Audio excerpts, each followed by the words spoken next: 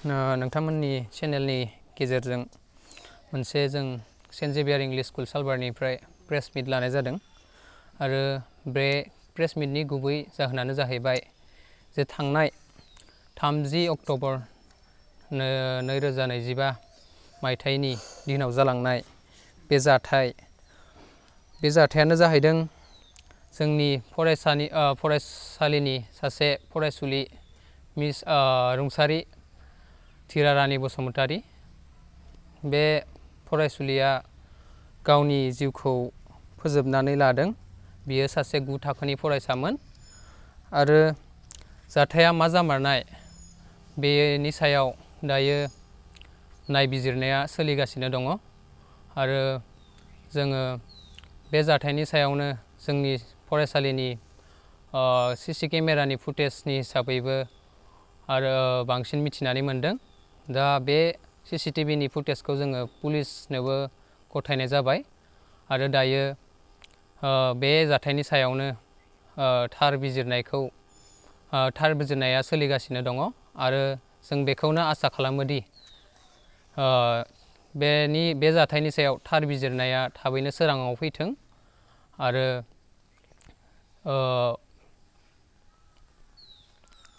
जोङो फरायसालिनि जानानै बे जाथायनि सायाव गोबां दुखु मोननाय फोरमायदों आरो लोगोसे फरायसुलिनि न'खरनिसिमबो जों गोबां फरायसालिनि जानानै गोबां दुखु मोननाय फोरमायहरदों।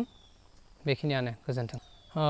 मेलेमारि गाग्लोबदों होननायनि सायावथ' दायो जोंनि जे सीसी केमेरानि फुटेज दा बेयो खोब समनि गेजेरावनो जानाय जाथाय। बेयाव केमेरायाव सेबखांजानाय बायदिब्ला बे जाथाया 1:45 PM निफ्राय 2:25 नि गेजेराव जानाय जाथाय आरो केमेरानि फुटेजखौ नायनानै जों बे बाथ्रायादि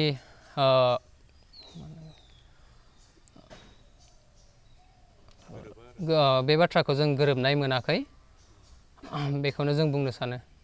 नोंथांमोननिबा जाथाया मा जामारदोंमोन बे खालि? बे जाथायनि सायाव जे आं फोरमायनो सानो दि जोंनि फरायसालिया 2:20 PM आव क्लासआ जोबो आरो बे लास्ट पिरियडमोन।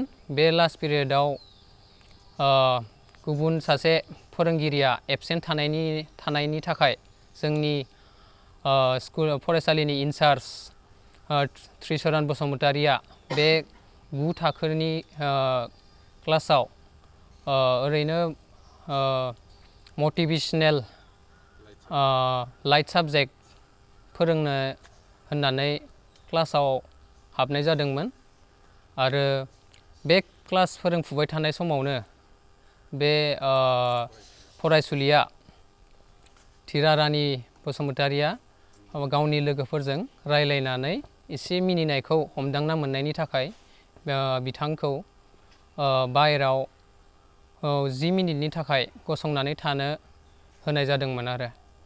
नाथाय मानि थाखाय एसेबां बेबायदि आसखान्दायाव बिथाङा गावनि जिउखौ फोजोबना लानो गोनां जाखो?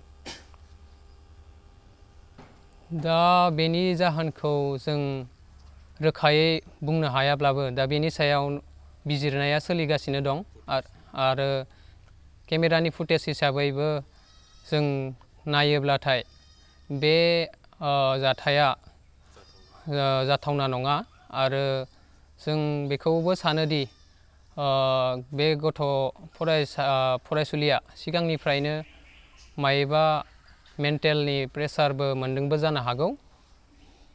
नोंथांमोननि बायदिब्ला नियायखौ माबायदि नागिरदों नोंथांमोना? दायो जोङो केसाथ' सोलिबाय दंखायो, बेनिखायनो जों बे जाथायनि सायाव थार बिजिरनायखौ लुगैदों।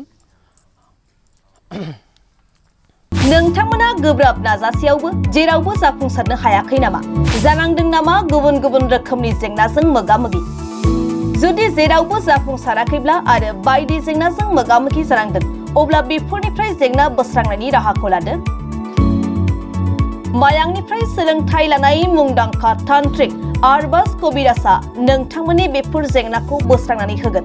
बयनिबो गेजेराव सोमजिबाय थाग्रा जेंनाफोर जेरै सोलोंथाइ लानायाव सोमजिनाय जेंना, हास्थायब्लाबो साख्रि मोनैनि जेंना, फालांगियाव जेंना सोमजिनाय, हा-हुनि जेंना, बिसि-फिसायनि गेजेराव दावराव-दावसि जानाय, मोजां मोनलायनायाव हेंथा सोमजिनाय जेंना, जुलि जानायनि उनाव गथ' मोनैनि जेंना, फेग्रा एबा निसा मुवा लानायखौ गारहोनायनि राहा, सुथुरनि गाज्रि नोजोरखौ दानगारनाय, जुलि जाखांनायनि उनाव गुबुनजों मोजां मोनलायनायनि सोमोन्दो लाखिनाय, राजखान्थि बिथिङाव जेंना बायदि बायदि जेंनाफोरखौ गैया खालामनायजों लोगोसे गोसो बोनो हानाय गोहोनि ताबिज एबा राजमुहिनि ताबिजखौ मुंदांखा आरबास कबिराजनिफ्राय मोननो हागोन। अब्ला मानोथो गोबाव खालामनो? नोंथांनि जेंनाखौ गैया खालामनो थाखाय 7908887945 मबाइल नम्बराव फोनांजाब खालामदो आरो आरबास कबिराजनिफ्राय सुबुरुन लादो।